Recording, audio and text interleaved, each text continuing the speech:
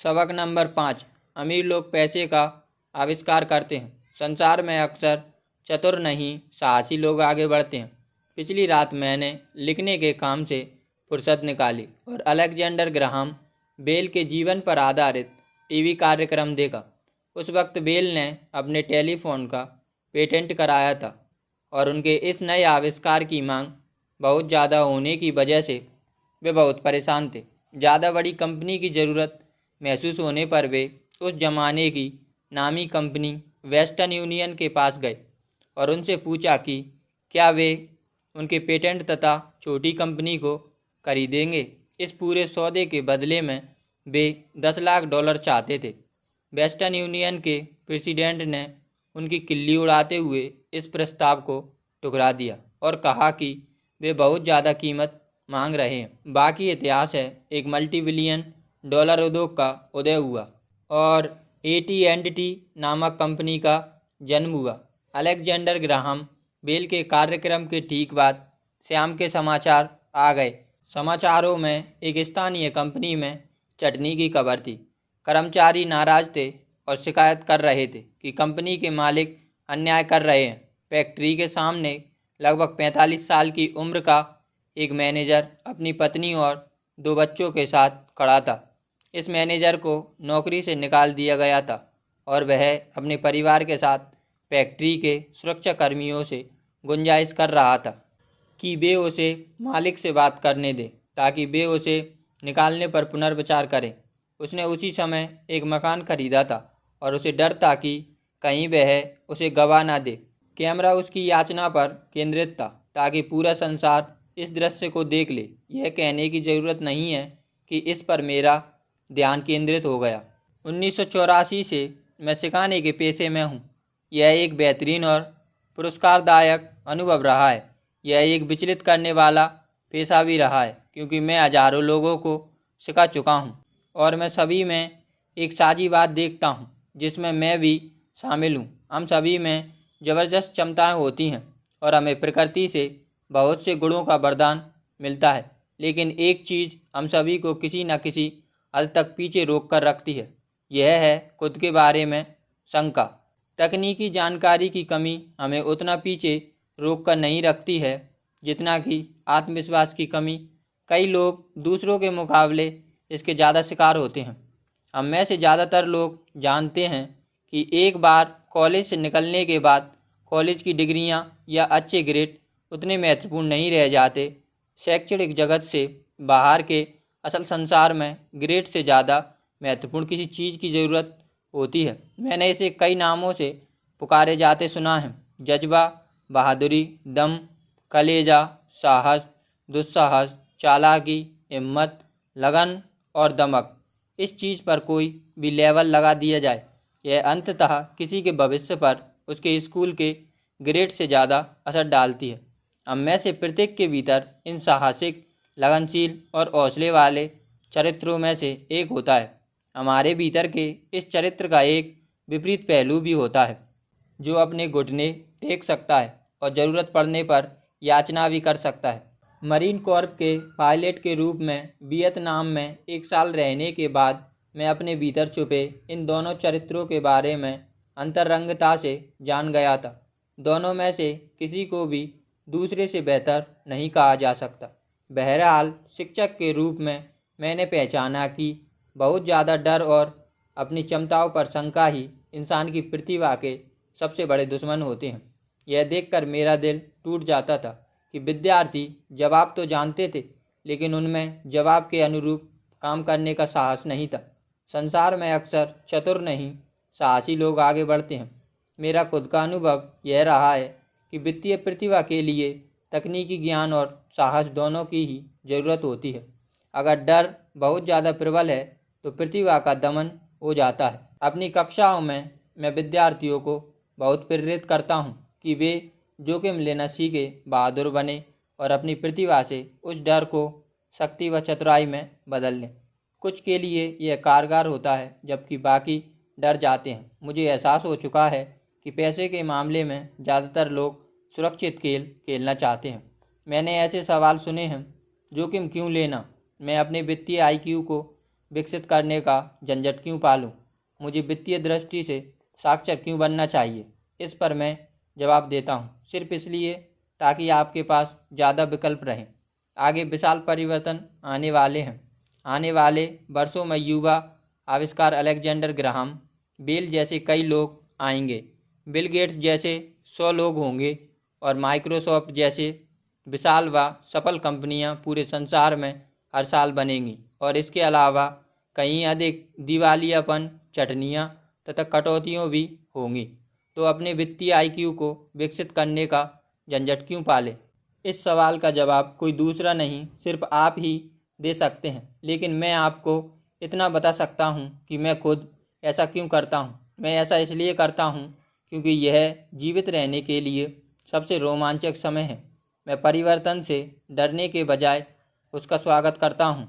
मैं तनख्वाह न बढ़ने की चिंता करने के बजाय लाखों करोड़ों डॉलर बनाने के बारे में रोमांचित होना ज़्यादा पसंद करूँगा। हम आज जिस दौर में हैं वह संसार के इतिहास में सबसे रोमांचक और अभूतपूर्व समय है।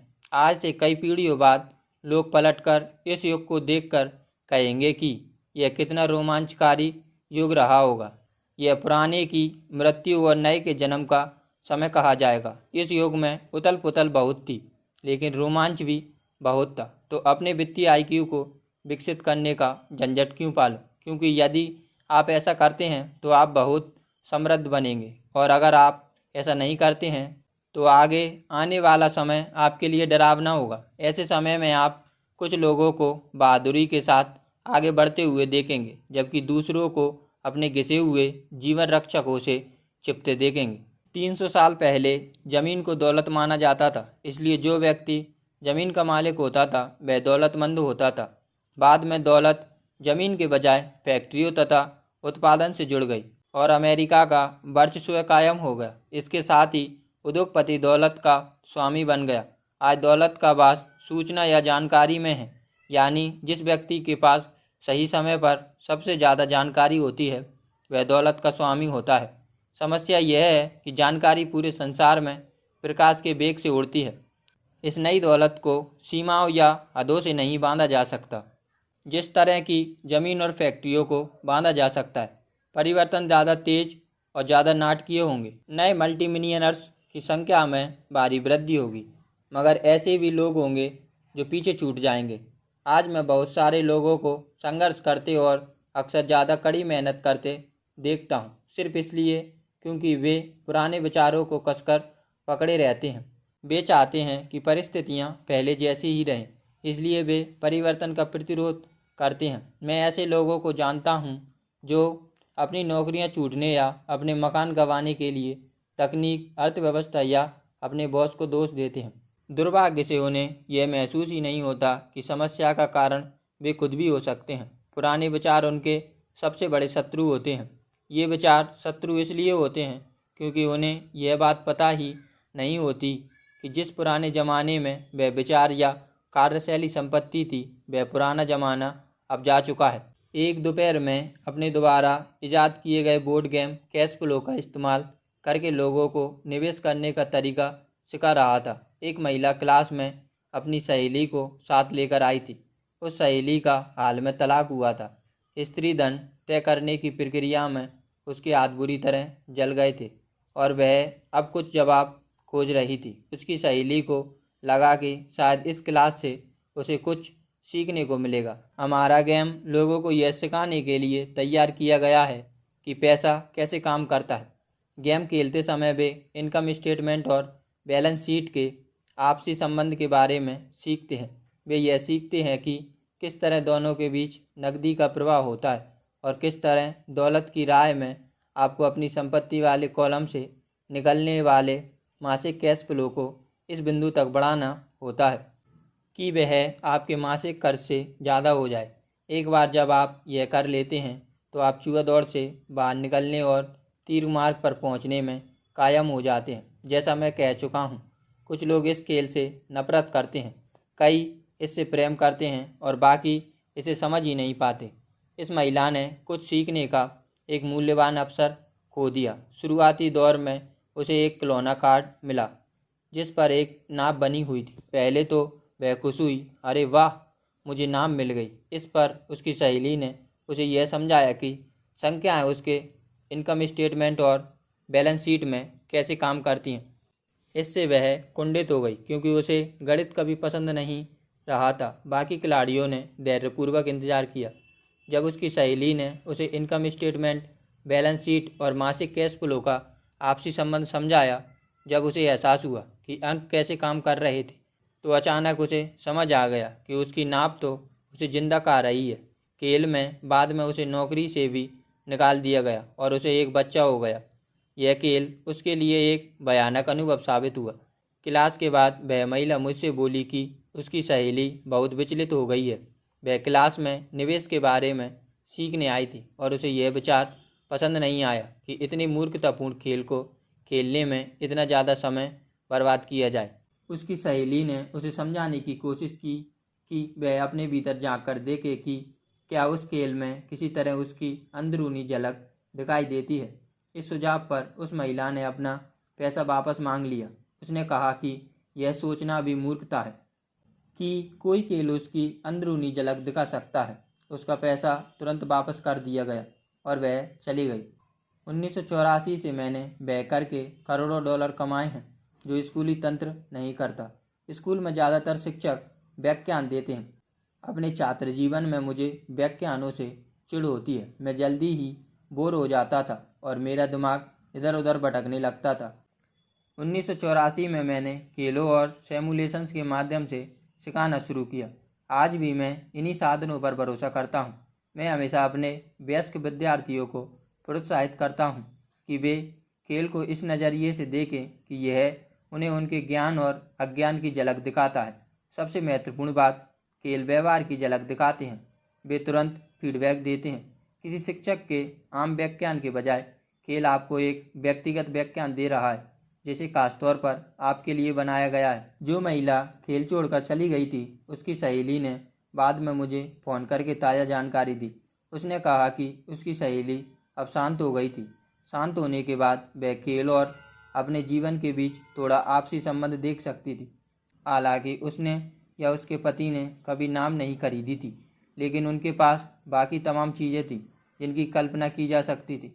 उनके तलाक से वह नाराज़ थी क्योंकि उसका पति एक कम उम्र की युवती के साथ भाग गया था, और इसलिए भी क्योंकि 20 साल के वैवाहिक जीवन के बाद उसके पास बहुत कम संपत्तियां थीं। उनके बीच बांटने के लिए ज़्यादा कुछ था ही नहीं। उनका 20 साल का वैवाहिक जीवन मज़ेदार तो बहुत रहा था, लेकिन उन्होंने बस 1 टन खिलौने या उपकरण ही इकट्ठे किए थे। उसे एहसास हुआ कि अंक जोड़ने घटाने पर इनकम स्टेटमेंट और बैलेंस शीट उसे गुस्सा इसलिए आया था क्योंकि उसे उन्हें ना समझने पर शर्म आ रही थी। उसका यह मानना था कि पैसे और हिसाब किताब के काम पुरुषों के होते हैं। वह घर संभालती थी और मेहमानों का स्वागत करती थी, जबकि उसका पति आर्थिक मामले देखता था। अब उसे पक्का भरोसा हो चुका था कि वैवाहिक जीवन के आखिरी 5 सालों में उसके पति ने उससे पैसा छुपाया था। वह खुद पर नाराज थी कि उसे इस बारे में ज़्यादा पता क्यों नहीं चला कि पैसा कहाँ जा रहा है। साथ ही इस बारे में भी कि उसे दूसरी औरत के बारे में पता क्यों नहीं चल पाया। बोर्ड गेम की तरह संसार भी हमें हमेशा तुरंत फीडबैक देता है। यदि हम ध्यान दें तो हम काफ़ी कुछ सीख सकते हैं। कुछ समय पहले एक दिन मैंने अपनी पत्नी से शिकायत की कि ड्राई क्लीनर्स ने मेरे पैंट सिकुड़ दिए। पत्नी हल्के से मुस्कुराई और उसने पेट में उंगली गड़ाकर जानकारी दी कि पेंट नहीं सिकुड़े हैं, कोई दूसरी चीज़ फैल गई है। मैं कैश प्ले गेम इस तरह तैयार किया गया ताकि हर खिलाड़ी को व्यक्तिगत फीडबैक मिल जाए। इसका उद्देश्य आपको विकल्प प्रदान करना है। अगर आपका नाप वाला कार्ड निकलता है और इससे आप कर्ज में आ जाते हैं, तो सवाल है अब आप क्या कर सकते हैं। आप कितने अलग अलग वित्तीय विकल्पों के बारे में सोच सकते हैं। यही इस खेल का उद्देश्य है, खिलाड़ियों को नए और विविध वित्तीय विकल्पों के बारे में सोचना सिखाना। संसार के हजारों लोग इस खेल को खेल चुके हैं। जो खिलाड़ी चूहा दौड़ से सबसे जल्दी बाहर निकलते हैं, वे ऐसे लोग होते हैं जिनके पास अंकों की समझ और रचनात्मक वित्तीय दिमाग होता है। वे ज़्यादा वित्तीय विकल्पों को पहचान लेते हैं। अमीर लोग अक्सर रचनात्मक होते हैं और सुनियोजित जोखिम लेते हैं। जिन लोगों को सबसे ज़्यादा समय लगता है वे ऐसे लोग होते हैं जिनके पास अंकों की समझ नहीं होती और वे अक्सर निवेश की शक्ति को भी नहीं समझते। कैश फ्लो खेलने वाले कई लोग ऐसे भी होते हैं जो इस खेल में पैसा तो काफ़ी कमा लेते हैं, लेकिन उन्हें यह पता ही नहीं होता कि उस पैसे का क्या करें। हालांकि उनके पास पैसा होता है, लेकिन बाकी सभी खिलाड़ी उनसे आगे निकलते नजर आते हैं और असली ज़िंदगी में भी यही होता है। ऐसे बहुत से लोग हैं जिनके पास पैसा तो बहुत है, लेकिन वे वित्तीय दृष्टि से आगे नहीं निकल पाते हैं। उनके विकल्पों को सीमित करना पुराने विचारों से चिपके रहने की तरह है। हाई स्कूल के समय का मेरा एक दोस्त था, तो इस वक्त 3 नौकरियां एक साथ करता था। वर्षों पहले वह सभी सहपाठियों में सबसे अमीर हुआ करता था। जब स्थानीय शुगर प्लांटेशन बंद हुआ तो जिस कंपनी में वह काम करता था वह भी बंद हो गई।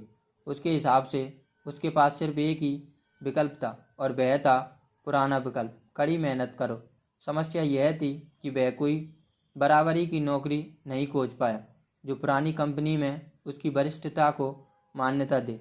इसके फलस्वरूप उसके पास वर्तमान में जो नौकरियां हैं वह उसकी योग्यता की तुलना में बहुत नीचे हैं, इसलिए उसकी तनख्वाह भी कम है। अब वह गुजारा करने लायक कमाई करने के लिए 3 नौकरियां करता है।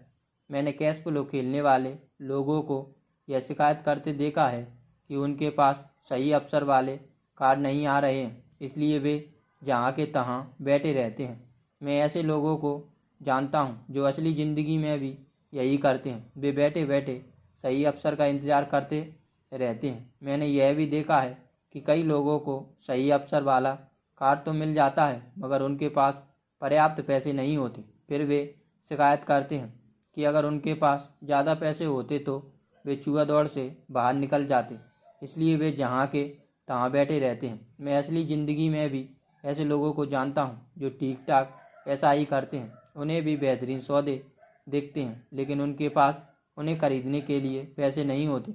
और मैंने यह भी देखा है कि लोगों को एक बेहतरीन अवसर वाला कार्ड मिलता है, वे उसे जोर से पढ़ते हैं, लेकिन उन्हें पता ही नहीं चलता कि वह एक बेहतरीन अवसर है। उनके पास पैसा होता है, समय भी सही होता है, कार्ड भी होता है, लेकिन वे उस अवसर को नहीं देख पाते जो उनकी नाक के ठीक नीचे मौजूद है। वे यह नहीं देख पाते कि यह जुआ दौड़ से बाहर निकलने की उनकी वित्तीय योजना में कैसे फिट होता है। और मेरे हिसाब से ऐसे लोग बाकी सभी लोगों से ज़्यादा होते हैं। ज़िंदगी में कभी कभार मिलने वाला अवसर ज़्यादातर लोगों के ठीक सामने खड़ा होता है, लेकिन वे उसे देख नहीं पाते। 1 साल बाद उन्हें उसके बारे में पता चलता है जब बाकी सभी लोग अमीर बन जाते हैं। वित्तीय बुद्धि का मतलब है ज़्यादा विकल्प सोचना। यदि अवसर आपके पास नहीं आ रहे हैं तो आप अपनी वित्तीय स्थिति को बेहतर करने के लिए क्या कर सकते हैं। अगर कोई अवसर आपकी गोद में आ टपकता है, लेकिन आपके पास पैसा ना हो और बैंक वाले उधार देने को तैयार ना हो, तो आप उस अवसर से कैसे लाभ उठा सकते हैं। यदि आपका अनुमान गलत है और आपको अपनी उम्मीद के मुताबिक चीज़ नहीं मिलती है, तो आप किसी बुरी परिस्थिति को लाखों डॉलर में कैसे बदल सकते हैं। यही वित्तीय बुद्धि है। इसका संबंध इस बात से उतना नहीं है कि क्या होता है, इसका संबंध तो इस बात से है कि किसी बुरी परिस्थिति को लाखों करोड़ों डॉलर में बदलने के लिए आप कितने अलग अलग वित्तीय समाधान सोच सकते हैं। यह इस बारे में है कि आप पैसे की समस्या को सुलझाने में कितने रचनात्मक हैं। ज़्यादातर लोग सिर्फ एक ही समाधान जानते हैं, कड़ी मेहनत करो, पैसे बचाओ और कर्ज लो। सवाल यह है कि आपको अपनी वित्तीय बुद्धि क्यों बढ़ानी चाहिए, क्योंकि आप ऐसे व्यक्ति बनना चाहते हैं जो अपनी किस्मत खुद बनाता है। आप अपने साथ होने वाली घटनाओं को स्वीकार करते हैं और उन्हें बेहतर बनाते हैं। बहुत कम लोगों को इस बात का एहसास होता है कि पैसे की तरह ही किस्मत भी बनाई जाती है। और अगर आप कड़ी मेहनत करने के बजाय ज़्यादा खुशनसीब बनना चाहते हैं तथा पैसा उत्पन्न करना चाहते हैं, तो आपकी वित्तीय बुद्धि महत्वपूर्ण है। अगर आप ऐसे इंसान हैं जो सही परिस्थितियों के आने का इंतज़ार करता है, तो आपको शायद बहुत लंबे समय तक इंतज़ार करना पड़ेगा। यह तो वैसा ही है जैसे यात्रा शुरू करने से पहले आप इस बात का इंतज़ार करें कि अगले 5 मील तक की सभी ट्रैफिक लाइट्स हरी हों। बचपन से ही अमीर डैडी ने माइक और मुझे लगातार बताया था कि पैसा वास्तविक नहीं है। अमीर डैडी हमें बार बार याद दिलाते थे कि जब हमने प्लास्टर ऑफ पेरिस के सांचे से पैसे डालना शुरू किया था, तब हम धन के रहस्य के कितने करीब आ गए थे। गरीब और मध्यवर्गीय लोग पैसे के लिए काम करते हैं। वे कहते हैं अमीर लोग पैसे बनाते हैं। तुम धन को जितना वास्तविक मानोगे उसके लिए उतनी ही ज़्यादा मेहनत करोगे। यदि तुम इस विचार को दिल में उतार लोगे कि धन असली चीज़ नहीं है, तो तुम ज़्यादा तेज़ी से ज़्यादा अमीर बन सकते हो। यह क्या है? यह सवाल माइक और मैं अक्सर पूछते थे। अगर धन असली चीज़ नहीं है तो फिर यह क्या है? धन वही है जिसके बारे में हम एक मत हो जाएं। अमीर डैडी बस इतना ही कहते थे। हमारा दिमाग हमारे पास मौजूद सबसे शक्तिशाली संपत्ति है। अगर इसे अच्छी तरह प्रशिक्षित कर दिया जाए तो यह लगभग तुरंत ही भारी दौलत उत्पन्न कर सकता है। अप्रशिक्षित मस्तिष्क बहुत गरीबी भी उत्पन्न कर सकता है, जो किसी परिवार में पीढ़ियों तक कायम रह सकती है। सूचना युग में पैसा बिजली की गति से बढ़ रहा है। केवल विचारों और अनुबंधों की बदौलत कुछ लोग शून्य से बेहद अमीर बन रहे हैं। जो लोग जीविका के लिए शेयरों या निवेश का कारोबार करते हैं, वे इसे सारे समय होते देखते हैं। अक्सर शून्य से लाखों करोड़ों डॉलर तुरंत ही कमाए जा सकते हैं। और शून्य से मेरा मतलब है कि पैसे के लेन देन के बिना। यह अनुबंध से होता है। ट्रेडिंग फीड में हाथ के एक संकेत से लिस्बन में एक व्यापारी की स्क्रीन पर बत्ती जलती है। टोरंटो में व्यापारी की स्क्रीन पर सौदा उभरता है और वापस लिस्बन में बत्ती जल जाती है। मेरे ब्रोकर को खरीदने और एक पल बाद बेचने के लिए बस फोन पर करने की ज़रूरत होती है। इस पूरे मामले में पैसे का लेन देन कहीं नहीं हुआ, अनुबंधों का हुआ। तो अपनी वित्तीय प्रतिभा क्यों विकसित करें? इस सवाल का जवाब सिर्फ आप ही दे सकते हैं। मैं आपको बता सकता हूँ कि मैं इस क्षेत्र में अपनी प्रतिभा क्यों विकसित कर रहा हूँ। मैं ऐसा इसलिए करता हूँ क्योंकि मैं तेज़ी से पैसे बनाना चाहता हूँ। इसलिए नहीं क्योंकि मुझे ज़रूरत है, बल्कि इसलिए क्योंकि मैं ऐसा करना चाहता हूँ। यह सीखने की बड़ी दिलचस्प प्रक्रिया है। मैं अपना वित्तीय IQ इसलिए विकसित करता हूँ क्योंकि मैं संसार के सबसे तेज़ और सबसे बड़े गेम में शामिल होना चाहता हूँ। और अपने छोटे तरीके से मैं मानवता के इस अभूतपूर्व विकास का हिस्सा बनना चाहता हूँ। एक ऐसे युग का जहाँ इंसान अपने शरीर से नहीं बल्कि विरुद्ध रूप से अपने दिमाग से काम करते हैं। इसके अलावा यहीं पर रोमांच है। यही है जो हो रहा है। यह फैशन में है, यह भयानक है और यह मज़ेदार भी है। इसलिए मैं अपनी वित्तीय बुद्धि में निवेश करता हूँ और अपनी सबसे शक्तिशाली संपत्ति यानी अपने दिमाग को विकसित करता हूँ। मैं उन लोगों की जमात में शामिल होना चाहता हूँ जो साहस के साथ आगे बढ़ रहे हैं। मैं उन लोगों के साथ नहीं रहना चाहता जो पीछे छूट जाते हैं। मैं आपको पैसे बनाने का एक सरल उदाहरण देना चाहता हूँ। 1990 के दशक की शुरुआत में फिनिक्स एरिजोना की अर्थव्यवस्था बहुत खराब हालात में थी। मैं एक टीवी शो देख रहा था जिसमें एक वित्तीय नियोजक आकर निराशावादी भविष्यवाणियां करने लगा। उसने पैसे बचाने की सलाह दी। उसने कहा, हर महीने $100 की बचत करोगे तो 40 साल में मल्टी मिलियनर्स बन जाओगे। देखिए, हर महीने निश्चित राशि बचाने का विचार काफ़ी दमदार था। यह भी एक विकल्प है, वह विकल्प जिसे सबसे ज़्यादा लोग चुनते हैं। समस्या यह है, ऐसा करने पर आदमी को यह नहीं दिखता कि उसके आसपास क्या हो रहा है। इससे वह बड़े अवसर चूक जाता है जिनसे उसका पैसा कहीं ज़्यादा तेज़ी से बढ़ सकता था। नतीजा यह होता है कि संसार उसके पास से गुजरकर आगे बढ़ जाता है। जैसा मैंने कहा था, उस वक्त अर्थव्यवस्था की हालत बहुत ख़राब थी। निवेशकों के लिए यह बाज़ार की आदर्श स्थिति होती है। मेरा बहुत सारा पैसा उस वक्त शेयर बाज़ार और अपार्टमेंट हाउसेज में लगा हुआ था। मेरे पास नकद पैसे बहुत कम थे। चूँकि लोग जायदाद कौड़ियों के मोल बेच रहे थे, इसलिए मैं खरीद रहा था। मैं पैसे नहीं बचा रहा था, मैं तो निवेश कर रहा था। किम और मेरे 10 लाख से ज़्यादा डॉलर बाजार में काम कर रहे थे और तेज़ी से बढ़ रहे थे। यह निवेश करने का सर्वश्रेष्ठ अवसर था। अर्थव्यवस्था भयानक थी। मैं इन छोटे सौदों का प्रलोभन छोड़ नहीं पाया। जिन मकानों की कीमत $1 लाख थी, वे अब $75,000 में मिल रहे थे। लेकिन स्थानीय रियल एस्टेट एजेंट के जरिए खरीदारी करने के बजाय मैं दिवालिया वकील के ऑफिस में या अदालत की सीढ़ियों पर खरीदारी करने लगा। खरीदारी की इन जगहों पर $75,000 का मकान कई बार $20,000 या इससे भी कम में मिल जाता था। मैंने अपने एक मित्र से $2000 का लोन लिया। शर्त थी कि 90 दिन में इस पर $200 ब्याज देना हो। मैंने वकील को डाउन पेमेंट के तौर पर कैशियर का चेक दिया। अब अनुबंध की कार्रवाई चल रही थी।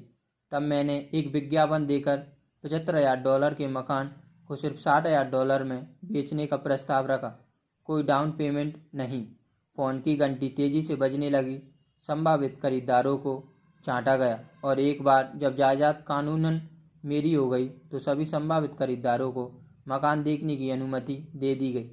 यह जुनून को हवा देने जैसा था। मकान चंद मिनटों में ही बिक गया। मैंने $2,500 की प्रोसेसिंग फीस मांगी जो मुझे खुशी खुशी दे दी गई और आगे का काम एस्को तथा टाइटल कंपनी ने संभाल लिया। मैंने अपने मित्र के $2,000 $200 ब्याज के साथ लौटा दिए। वह खुश था, मकान खरीदने वाला खुश था, वकील खुश था और मैं भी खुश था। मैंने एक ऐसा मकान $60,000 में बेच दिया जो मुझे $20,000 में पड़ा था। खरीदार से प्रोमिसरी नोट के रूप में $40,000 मेरे संपत्ति वाले कॉलम में आ गए। इस सारे काम में कुल 5 घंटे का समय लगा। अब जब आप वित्तीय दृष्टि से ज़्यादा साक्षर बनने और अंक पढ़ने में माहिर बनने की राय पर हैं, मैं आपको दिखाऊंगा कि यह पैसे के आविष्कार का उदाहरण क्यों है। संपत्ति वाले कॉलम में $40,000 उत्पन्न होते हैं बिना टैक्स चुकाएं। पैसे का आविष्कार किया गया है। 10% ब्याज पर $4,000 प्रति वर्ष का कैश फ्लो आमदनी में जुड़ जाता है। मंदी के इस दौर में किम और मैंने अपनी खाली समय में ऐसे 6 आसान सौदे करने में कामयाबी पाई। जब हमारा ज़्यादातर पैसा बड़ी जायदादों और शेयर बाजार में लगा था, तब हम खरीदो, बनाओ और बेचो वाले इन 6 सौदों से $1,90,000 से ज़्यादा की संपत्तियां 10% ब्याज वाले नोट्स बनाने में सफल रहे। इस तरह हमें लगभग $19,000 की सालाना आमदनी मिल गई, जिसमें से ज़्यादातर हमारे निजी कॉरपोरेशन के जरिए सुरक्षित हैं। $19,000 की सालाना आमदनी का ज़्यादातर हिस्सा हमारी कंपनी के कारों, गैस, यात्राओं, बीमे, ग्राहकों के साथ डिनर और दूसरी चीज़ों में खर्च होता है। जब तक सरकार को उस आमदनी पर टैक्स लगाने का मौका मिलता है, तब तक यह कानूनी रूप से खर्च हो चुकी होती है। यह इस बात का आसान उदाहरण था कि वित्तीय बुद्धि का इस्तेमाल करके कैसे पैसे का आविष्कार किया जाता है, उसे उत्पन्न किया जाता है और उसकी रक्षा की जाती है। खुद से पूछें, $1,90,000 बचाने में आपको कितना समय लगेगा? क्या बैंक आपके पैसे पर 10% ब्याज देगा और प्रोमिसरी नोट्स 30 साल तक चलेगा? मैं उम्मीद करता हूं कि वे मुझे $1,90,000 कभी न लौटाएं। अगर वे मुझे मूलधन लौटा देते हैं तो मुझे टैक्स चुकाना होगा। इसके अलावा 30 साल तक $19,000 सालाना का मतलब $5,00,000 से ज़्यादा आमदनी होती है। लोग मुझसे पूछते हैं कि अगर सामने वाला पैसे ना चुका पाए तो क्या होगा? ऐसा भी होता है और यह अच्छी खबर है। $60,000 का मकान वापस ले लिया जाता है और $70,000 में दोबारा बेच दिया जाता है। एक बार फिर $2,500 लोन प्रोसेसिंग फीस के रूप में वसूल कर लिए जाते हैं। इस नए खरीदार को भी कोई डाउन पेमेंट नहीं करना होगा और प्रक्रिया इसी तरह चलती रहेगी। पहली बार मकान बेचने के बाद मैंने उधार के $2,000 वापस लौटा दिए, इसलिए तकनीकी दृष्टि से उस सौदे में मेरा एक भी पैसा खर्च नहीं हुआ। निवेश पर मेरा मुनाफा अनंत है। यह इस बात का उदाहरण है कि पैसे के बिना बहुत सा पैसा किस तरह बनाया जा सकता है।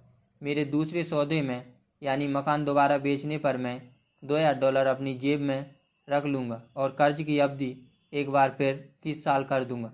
अगर मुझे पैसा वापस मिल जाए तो निवेश पर मुझे कितना मुनाफा होगा मैं नहीं जानता, लेकिन यह निश्चित रूप से हर महीने $100 की बचत को तो हरा ही देगा, जो दरअसल $150 से शुरू होती है, क्योंकि यह टैक्स के बाद की आमदनी है जो 40 साल तक कम ब्याज कमाएगी। यही नहीं, मिलने वाले ब्याज पर भी आपको टैक्स चुकाना पड़ता है।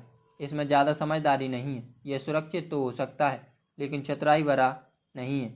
कुछ साल बाद जब फिनिक्स का रियल एस्टेट बाज़ार मजबूत हुआ तो जिन मकानों को हमने $60,000 में बेचा था, उनका मूल्य बढ़कर $1,10,000 हो गया। नीलामी के अवसर अब भी मौजूद तो थे, लेकिन दुर्बल हो गए थे। उनकी तलाश करने में एक कीमती संपत्ति यानी मेरा समय बहुत खर्च हो रहा था।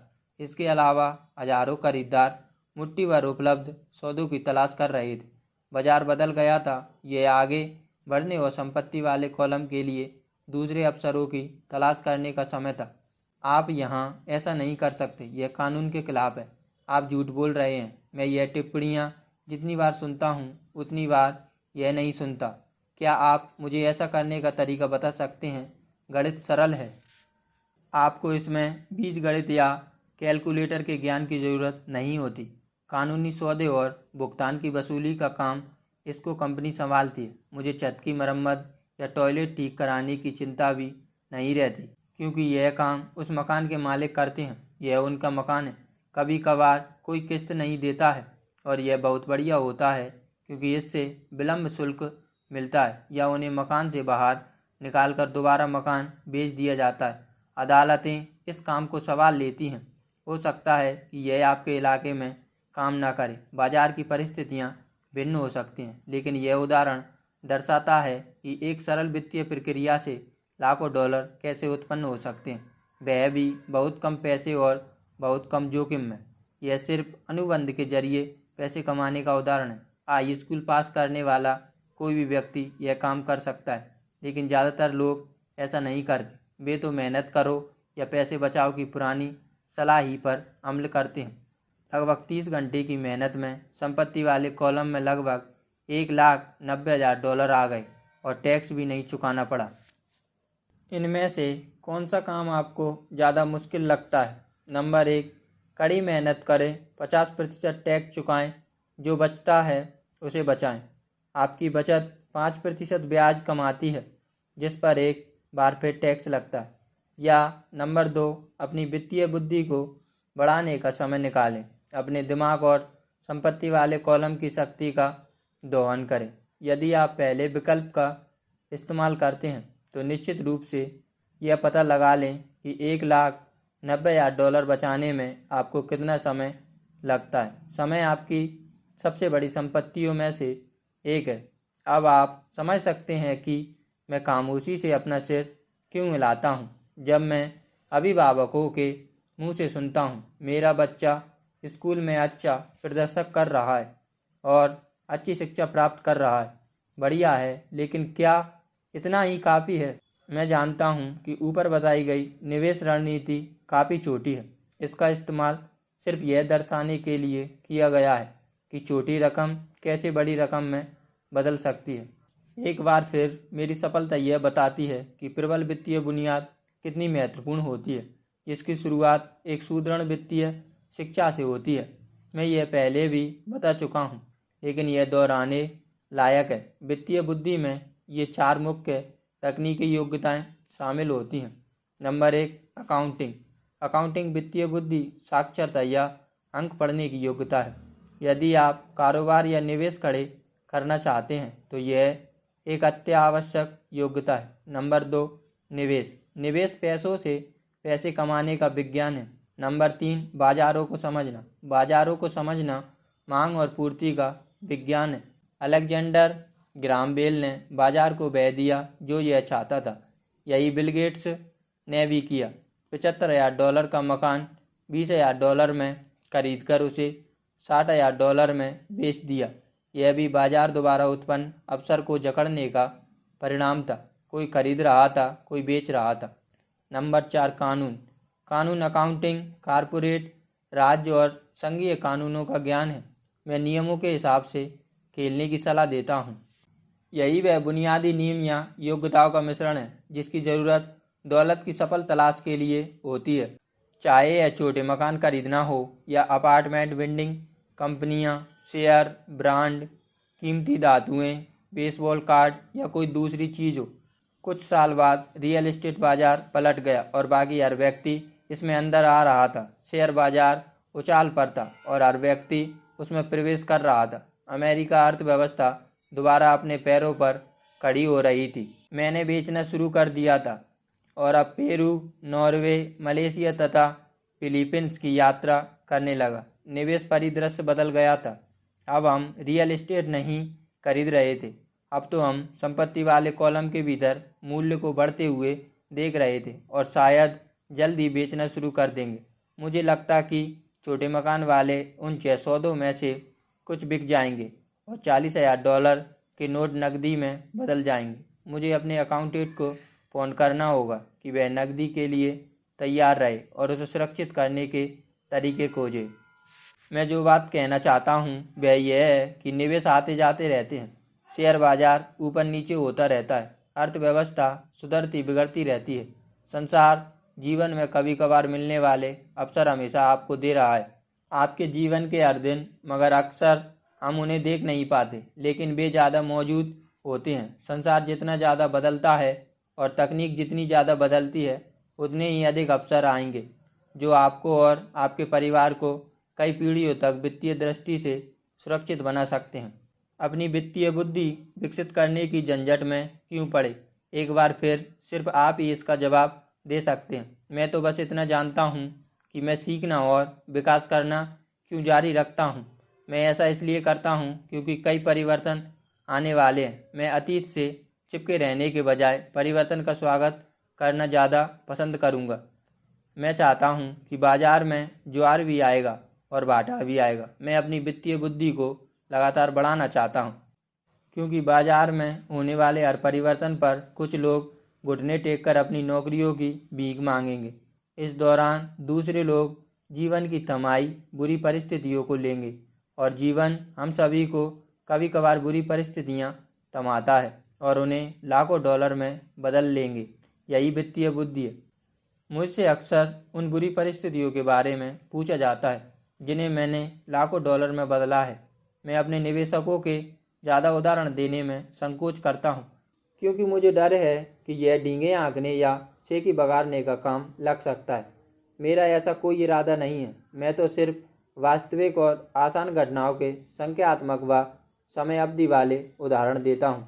मैं उदाहरण इसलिए देता हूँ क्योंकि मैं आपको बताना चाहता हूँ कि यह आसान है और आप वित्तीय बुद्धि के 4 स्तंभों से जितने ज़्यादा परिचित होते हैं, यह उतना ही ज़्यादा आसान होता है। व्यक्तिगत रूप से मैं वित्तीय विकास हासिल करने के लिए 2 मुख्य साधनों का इस्तेमाल करता हूँ, रियल एस्टेट और small cap share. Real estate में निवेश मेरी नींव है। मेरी जायदादें लगातार कैश फ्लो प्रदान करती हैं और कभी कभार मूल्य भी बहुत बढ़ जाता है। मैं स्मॉल कैप शेयरों का इस्तेमाल तीव्र विकास के लिए करता हूँ। मैं जो करता हूँ आपको वैसा करने की सलाह नहीं देता हूँ। उदाहरण बस यही है। उदाहरण, अगर अवसर बहुत जटिल है और मैं निवेश को नहीं समझता हूँ तो मैं निवेश नहीं करता हूँ। वित्तीय दृष्टि से सफल होने के लिए बस सरल गणित और सहज बोध की ही ज़रूरत होती है। उदाहरण देने के लिए 5 कारण हैं। नंबर 1, लोगों को अधिक सीखने के लिए प्रेरित करना। नंबर 2, लोगों को यह बताने के लिए कि अगर बुनियाद सुदृढ़ हैं तो पैसे का महल बनाना आसान है। नंबर 3, यह दिखाने के लिए कि भारी दौलत कोई भी इकट्ठी कर सकता है। नंबर 4, यह दिखाने के लिए कि आपके लक्ष्यों को हासिल करने के लाखों तरीके हैं। नंबर 5, यह दिखाने के लिए कि यह रॉकेट विज्ञान जितना जटिल मामला नहीं है। 1989 में मैं पोर्टलैंड, ऑरेगन में एक खूबसूरत इलाके में जॉगिंग करता था।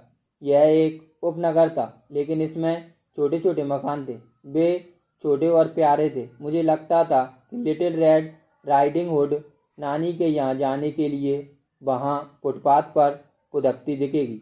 हर कहीं बिकाऊ है के साइन बोर्ड नज़र आते थे। इमारती लकड़ी का बाजार बहुत बुरे हाल में था। शेयर बाजार अभी अभी लुढ़का था और अर्थव्यवस्था मंदी हो गई थी। एक सड़क पर मुझे बिकाऊ है का एक साइन बोर्ड दिखा जो बाकी से ज़्यादा पुराना था। यह पुराना दिख भी रहा था। एक दिन इसके पास से गुजरते हुए मैं मालिक से टकराया जो परेशान हाल था। मैंने पूछा, आप अपने मकान का कितना मांग रहे हैं? मालिक मुड़ा और कमज़ोर मुस्कान देते हुए बोला, मुझे प्रस्ताव है, यह 1 साल से ज़्यादा समय से बिकाऊ है। कोई भी इसे देखने तक नहीं आता। मैं इसे देखूंगा, मैंने कहा, और मैंने आधे घंटे बाद उसकी मांगी कीमत से $20,000 कम में मकान खरीद लिया। यह 2 बेडरूम का सुंदर छोटा मकान था जिसमें सभी खिड़कियों पर प्यारी सजावट थी। यह हल्का नीला था जो भूरापन लिए था और यह 1930 में बना था। अंदर पत्थर की एक सुंदर फायरप्लेस और 2 छोटे बेडरूम थे। किराए पर उठाने के लिए यह आदर्श मकान था। मकान दरअसल $75,000 का था, लेकिन मैंने उसका सौदा $45,000 में किया था। मैंने मालिक को $5,000 का डाउन पेमेंट दिया। मकान अच्छा था, समस्या सिर्फ इतनी थी कि कोई भी उसे खरीदना नहीं चाहता था। मालिक 1 सप्ताह में मकान खाली कर गया। वह इससे पीछे छुड़ाकर खुश था और मेरा पहला किराएदार उसमें रहने आ गया, जो स्थानीय कॉलेज में प्रोफेसर था। मार्गेज, खर्च और मैनेजमेंट फीस देने के बाद मेरी जेब में हर महीने लगभग $40 आ जाते थे। यह ज़्यादा रोमांचक नहीं था। 1 साल बाद ऑरेगन का रियल एस्टेट बाजार मंदी से उभर कर बढ़ने लगा। कैलिफोर्निया के निवेशक, जिसके पास चढ़ते रियल एस्टेट बाजार से मिले पैसों की गर्मी थी, उत्तर की ओर आ रहे थे और ऑरेगन तथा वाशिंगटन में खरीदारी कर रहे थे। मैंने वह छोटा मकान कैलिफोर्निया के एक युवा दंपत्ति को $95,000 में बेच दिया, जिन्हें यह बेहतरीन सौदा लगा। लगभग $40,000 का मेरा कैपिटल गेन 1031 टैक्स रहित एक्सचेंज में रख दिया गया और मैं इस पैसे को लगाने के लिए किसी दूसरे मकान की खरीदारी में जुट गया। 1 महीने के भीतर मुझे बीफटर्न, ऑरेगन में इटेल प्लाट के ठीक पास 12 यूनिट का एक अपार्टमेंट हाउस मिल गया। उसके मालिक जर्मनी में रहते थे। उन्हें पता ही नहीं था कि उस जगह की क्या कीमत है। यहाँ भी वे बस इसे बेचकर जैसे तैसे पीछे छुड़ाना चाहते थे। $4,50,000 की इमारत के लिए मैंने $2,75,000 का प्रस्ताव दिया। वे $3,00,000 में तैयार हो गए। मैंने इसे खरीदा और 2 साल तक अपने पास रखा।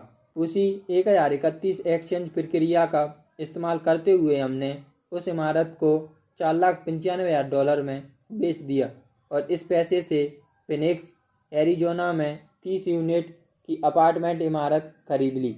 हम तब तक फिनिक्स जाकर रहने लगे और हमें वैसे भी बेचने की ज़रूरत थी। जो मंदी का हाल पहले ऑरेगन बाजार का था, वही इस वक्त फिनिक्स के रियल एस्टेट बाजार का भी था। फिनिक्स में 30 यूनिट की अपार्टमेंट बिल्डिंग की कीमत $8,75,000 थी, जिसमें $2,25,000 का डाउन पेमेंट करना था। 30 यूनिट से आने वाला कैश फ्लो हर महीने $5,000 से थोड़ा अधिक था। एरिजोना का बाजार ऊपर बढ़ने लगा और कुछ साल बाद कोलोराडो के एक निवेशक ने उस जायदाद के बदले $12,00,000 देने का प्रस्ताव रखा। इस उदाहरण का सबक यह है कि किस तरह एक छोटी राशि बढ़कर एक बड़ी राशि बन सकती है। एक बार फिर यह फाइनेंशियल स्टेटमेंट, निवेश रणनीतियों, बाजार की समझ और कानूनों की समझ का मामला है। यदि लोग इन विषयों में माहिर नहीं हैं तो स्पष्ट रूप से उन्हें सामान्य सलाह पर अमल करना चाहिए, जिसके अनुसार इंसान को सुरक्षित खेलना चाहिए, अपने निवेशों को डाइवर्सिफाई करना चाहिए और सिर्फ सुरक्षित निवेशों में निवेश करना चाहिए। सुरक्षित निवेशों के साथ समस्या यह होती है कि वे प्रायः कुछ ज़्यादा ही साफ सुथरे रहते हैं, यानी उन्हें इतना सुरक्षित बना दिया जाता है कि मुनाफे की संभावना बहुत कम हो जाती है। ज़्यादातर बड़े ब्रोकरेज हाउसेज जोखिम भरे सौदे को इसलिए नहीं छूते हैं ताकि अपनी और अपने ग्राहकों की रक्षा कर सके। यह समझदारी भरी नीति भी है। असल गर्मा गर्म सौदे नौसिखियों के सामने पेश नहीं किए जाते। प्रायः सबसे अच्छे सौदे उन्हीं लोगों के सामने परोसे जाते हैं जो इस खेल को समझते हैं और उन्हीं की वजह से अमीर लोग ज़्यादा अमीर बनते हैं। जिस व्यक्ति को प्रबुद्ध निवेशक नहीं समझा जाता, उसके सामने जोखिम भरे सौदे पेश करना तकनीकी दृष्टि से गैर कानूनी है, लेकिन जाहिर है यह भी कभी कभार होता है। निवेशक के रूप में मैं जितना ज़्यादा प्रबुद्ध बनता हूँ, मेरे सामने उतने ही ज़्यादा अवसर आते हैं। जीवन भर अपनी वित्तीय बुद्धि बढ़ाने का एक और फ़ायदा यह है कि आपके सामने ज़्यादा अवसर पेश किए जाते हैं। इसके अलावा आपकी वित्तीय बुद्धि जितनी ज़्यादा होती है, यह परखना उतना ही आसान होता है कि सौदा अच्छा है या नहीं। यह आपकी बुद्धि ही है जो किसी बुरे सौदे को पहचान सकती है या किसी बुरे सौदे को अच्छा बना सकती है। मैं जितना ज़्यादा सीखता हूँ और सीखने के लिए अभी बहुत कुछ बाकी है, मैं उतने ही ज़्यादा पैसे बनाता हूँ, सिर्फ इसलिए क्योंकि समय गुजरने के साथ साथ मेरा अनुभव और बुद्धिमत्ता दोनों ही बढ़ती जाती है। मेरे कुछ मित्र हैं जो इस खेल को सुरक्षित तरीके से खेल रहे हैं, अपने पेशे में कड़ी मेहनत कर रहे हैं और वित्तीय बुद्धि नहीं बढ़ा रहे हैं, जिसके बढ़ने में समय लगता है। मेरी कुल जमा फिलॉसफी है अपनी संपत्ति वाले कॉलम में बीज बोना। यही मेरा फॉर्मूला है। मैं छोटे पैमाने पर शुरुआत करके बीज बो देता हूँ। कुछ बड़े हो जाते हैं, कुछ नहीं हो पाते। हमारे रियल एस्टेट कॉरपोरेशन में कई मिलियन डॉलर की जायदाद है। यह हमारा खुद का REIT यानी रियल एस्टेट इन्वेस्टमेंट ट्रस्ट है। मैं यह बताना चाहता हूँ कि इन मिलियनर डॉलर निवेशकों में से ज़्यादातर 5,000 या 10,000 डॉलर जितने छोटे निवेशों से शुरू हुई थी। ये सभी डाउन पेमेंट खुशकिस्मत थे जो उन्हें तेज़ी से बढ़ता बाजार मिला और वे कर मुक्त होकर आगे बढ़े। बाद के वर्षों में हमने उन्हें कई बार खरीदा बेचा। हमारा एक स्टॉक पोर्टफोलियो भी है जो एक कॉरपोरेशन से सुरक्षित है, जिसे किम और मैं अपना निजी म्यूचुअल फंड कहते हैं। हमारे कुछ मित्र हैं जो खासतौर पर हम जैसे निवेशकों के साथ सौदे करते हैं, जिनके पास हर महीने निवेश करने के लिए अतिरिक्त पैसे होते हैं। हम ज़्यादा जोखिम वाली खतरनाक निजी कंपनियों के शेयर खरीदते हैं जो अमेरिका या कनाडा के स्टॉक एक्सचेंज पर सार्वजनिक होने वाली हो। लाभ कितनी तेज़ी से हो सकता है, इसका एक उदाहरण देखें। मान लें कंपनी के सार्वजनिक होने से पहले उसके 1,00,000 शेयर 25 सेंट के भाव पर खरीद लिए जाएं। 6 महीने बाद कंपनी स्टॉक एक्सचेंज में सूचीबद्ध हो जाती है और शेयर का भाव $2 हो जाता है। अगर कंपनी का प्रबंधन अच्छा है तो भाव बढ़ता रहता है और वह शेयर $20 या उससे ज़्यादा का भी हो सकता है। ऐसे कई वर्ष रहे हैं जब हमारे निवेश किए हुए $25,000 एक साल से भी कम समय में $10,00,000 बन गए। यह जुआ नहीं है, बशर्ते आप जानते हो कि आप क्या कर रहे हैं। यह जुआ है अगर आप किसी सौदे में पैसा फेंक रहे हैं और प्रार्थना कर रहे हो।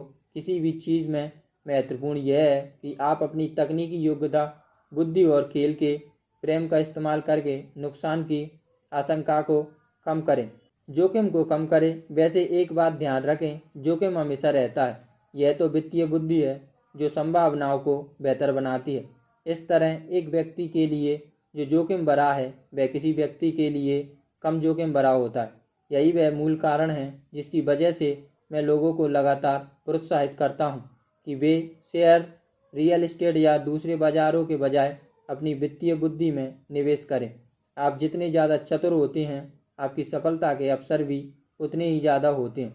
मैंने व्यक्तिगत रूप से जिन शेयरों में निवेश किया वे ज़्यादातर लोगों के लिए बहुत ज़्यादा जोखिम भरे थे, इसलिए उनकी सलाह देने का सवाल ही नहीं है। मैं इस खेल को 1979 से खेल रहा हूँ और मैंने इसके लिए अपने हिस्से से ज़्यादा का शिक्षण शुल्क चुकाया है। लेकिन अगर आप दोबारा पढ़ेंगे कि ऐसे निवेश ज़्यादातर लोगों के लिए ज़्यादा खतरनाक क्यों होते हैं, तो आप अपने जीवन को इस तरह से बना सकते हैं ताकि $25,000 को एक साल में $10,00,000 में बदलने की योग्यता आपके लिए कम खतरनाक हो। जैसा पहले बताया गया था, मैंने जो भी लिखा है मैं आपको वैसा करने की सलाह नहीं दे रहा हूँ। मैं तो सिर्फ इस बात का उदाहरण देने के लिए यह बता रहा हूँ कि यह सरल और संभव है। मैं जो करता हूँ वह विराट योजना में छोटे आलूओं जैसा है, लेकिन आम आदमी के लिए हर साल $1,00,000 की निष्क्रिय आमदनी अच्छी है और इसे पाना खास मुश्किल भी नहीं है। यह काम 5 से 10 साल के बीच किया जा सकता है, जो इस बात पर निर्भर करता है कि बाजार कैसा है और आप कितने चतुर हैं। यदि आप अपने जीवन के खर्च कम करते हैं तो $1,00,000 के अतिरिक्त आय आपको सुखद लगेगी, चाहे आप काम करें या ना करें। अगर आप चाहें तो आप काम कर सकते हैं, या अगर आप चुनाव करें तो आप खाली रह सकते हैं और सरकारी टैक्स तंत्र का इस्तेमाल अपने खिलाफ करने के बजाय अपने पक्ष में कर सकते हैं। रियल एस्टेट मेरे निवेश की नींव है। मैं रियल एस्टेट से इसलिए प्रेम करता हूँ क्योंकि यह स्थायी और धीमी गति से चलने वाली होती है। मुझे ठोस नींव पसंद है। इससे मिलने वाला कैश फ्लो काफ़ी स्थिर होता है और अगर प्रबंधन सही हो तो इसका मूल्य बढ़ने का अच्छा अवसर होता है। रियल एस्टेट की ठोस आधारशिला होने के साथ अच्छी बात यह है कि इससे मुझे ज़्यादा बड़े जोखिम लेने की अनुमति मिलती है, जैसा मैं खतरनाक शेयरों के साथ करता हूँ। अगर मुझे शेयर बाजार में भारी मुनाफा होता है तो मैं मुनाफे पर कैपिटल गेंस टैक्स चुकाता हूँ और बचे हुए पैसे को रियल एस्टेट में निवेश कर देता हूँ ताकि मेरी संपत्ति की नींव और ज़्यादा मजबूत हो जाए। रियल एस्टेट पर एक और बात है, मैं पूरे संसार की यात्रा कर चुका हूँ और निवेश करना सिखा चुका हूँ। हर शहर में मैं लोगों को कहते सुनता हूँ कि आप रियल एस्टेट सस्ते में नहीं खरीद सकते। मेरा अनुभव इसका ठीक उल्टा है। न्यूयॉर्क या टोक्यो में भी शहर की बाहरी सीमा पर आकर्षक मौके होते हैं जिन्हें ज़्यादातर लोग नज़रअंदाज कर देते हैं। सिंगापुर में रियल एस्टेट के भाव काफ़ी ऊंचे हैं, लेकिन वहाँ अब भी कार से छोटी दूरी के भीतर अच्छे मौके मौजूद हैं। इसलिए जब भी मैं किसी को कहते सुनता हूँ आप यहाँ ऐसा नहीं कर सकते, तो मैं उसे याद दिलाता हूँ कि शायद उसे यह कहना चाहिए, मैं नहीं जानता कि यहाँ ऐसा कैसे किया जा सकता है। अब तक बेहतरीन अवसर आंखों से नहीं दिखते, वे तो दिमाग से देखे जाते हैं। ज़्यादातर लोग सिर्फ इसलिए दौलतमंद नहीं बन पाते क्योंकि उनके पास अपने ठीक सामने मौजूद अवसरों को पहचानने का वित्तीय प्रशिक्षण नहीं है। मुझसे अक्सर पूछा जाता है मैं कैसे शुरू करूं। इस पुस्तक के अंतिम अध्याय में मैं 10 कदम बताऊंगा जिन्हें उठाकर मैंने वित्तीय स्वतंत्रता हासिल की। लेकिन याद रखें, इसमें आपको हमेशा मज़ा आना चाहिए। अब आप नियम सीख लेते हैं, निवेश की शब्दावली जान लेते हैं और अपनी संपत्ति वाले कॉलम को बनाना शुरू कर देते हैं, तो मेरे ख्याल से आप पाएंगे कि यह खेल उतना ही मज़ेदार है जितना कि दूसरा कोई खेल होता है। कई बार आप जीतते हैं और कई बार आप सीखते हैं, लेकिन हमेशा आनंद लें। ज़्यादातर लोग कभी इसलिए नहीं जीत पाते क्योंकि वे हारने से बहुत ज़्यादा डरते हैं। इसलिए मुझे स्कूल बहुत मूर्खतापूर्ण लगता है। स्कूल में हम सीखते हैं कि गलतियां बुरी होती हैं और गलतियां करने के लिए हमें सज़ा भी दी जाती है। बहरहाल, अगर आप इंसानों की सीखने की प्रक्रिया पर नज़र डालें तो आपको पता चल जाएगा कि हम गलतियां करके ही सीखते हैं। हम गिरकर चलना सीखते हैं। अगर हम कभी ना गिरें तो हम कभी चल भी नहीं पाएंगे। यही साइकिल चलाना सीखने के बारे में सच है। मेरे घुटनों पर अब भी चोट के निशान हैं, लेकिन आज मैं बिना सोचे गाड़ी चला सकता हूँ। यही अमीर बनने के बारे में भी सच है। दुर्भाग्य से ज़्यादातर लोगों के अमीर न होने का मुख्य कारण यह है कि वे हारने को लेकर दहशत में होते हैं। विजेता हारने से नहीं घबराते हैं, लेकिन पराजित घबराते हैं। असफलता तो सफलता की प्रक्रिया का हिस्सा है।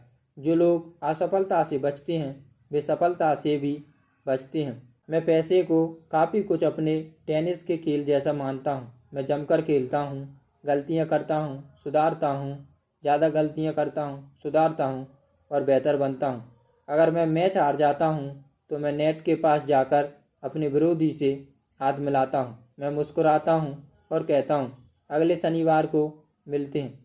निवेशक दो तरह के होते हैं। नंबर 1, पहला और सबसे आम प्रकार का निवेशक वह होता है जो बने बनाए निवेश खरीदता है। वह रिटेल अकाउंटलेट जैसे real estate company, stock broker या फाइनेंशियल प्लानर के पास जाकर निवेश खरीद लेता है। या म्यूचुअल फंड, REIT, शेयर या ब्रांड कुछ भी हो सकता है।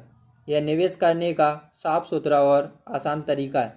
इसकी एक उपमा वह खरीदार है जो किसी कंप्यूटर स्टोर में जाकर शेल्फ पर रखा कंप्यूटर खरीद लाता है। नंबर 2, दूसरे प्रकार का निवेशक वह होता है जो निवेश उत्पन्न करता है। यह निवेशक आमतौर पर सौदे को उसी तरह से असेंबल करता है जिस तरह कंप्यूटर के पार्ट खरीदने वाला कंप्यूटर बनाता है। मैं कंप्यूटर के पार्ट्स को असेंबल करने के बारे में कुछ नहीं जानता, लेकिन मैं जानता हूँ कि आर्थिक अवसरों के पार्ट्स को कैसे असेंबल किया जाता है, या उन लोगों को जानता हूँ जो ऐसा कर सकते हैं। दूसरे प्रकार का निवेशक ज़्यादा पेशेवर होता है। कई बार सारे हिस्सों को असेंबल करने में बरसों लग जाते हैं और कई बार वे कभी असेंबल नहीं हो पाते। मेरे अमीर डैडी ने मुझे दूसरे प्रकार का निवेशक बनने के लिए प्रोत्साहित किया था। यह सीखना महत्वपूर्ण है कि पार्ट्स को एक साथ असेंबल कैसे किया जाए, क्योंकि यहीं पर भारी जीत का मौका होता है। लेकिन अगर लहरें आपके खिलाफ हो जाएं तो कई बार भारी नुकसान की आशंका भी होती है। अगर आप दूसरे प्रकार के निवेशक बनना चाहते हैं तो आपको 3 मुख्य योग्यताएं विकसित करने की ज़रूरत है।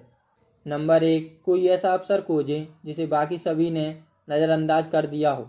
आप अपने दिमाग से वह देख लेते हैं जो दूसरे लोग अपनी आंखों से नहीं देख पाते। मिसाल के तौर पर मेरे एक मित्र ने एक पुराना खस्ताहाल मकान खरीदा। यह बुत-तहा दिखता था। हर कोई इस बात पर हैरान हो रहा था कि उसने इसे क्यों खरीदा।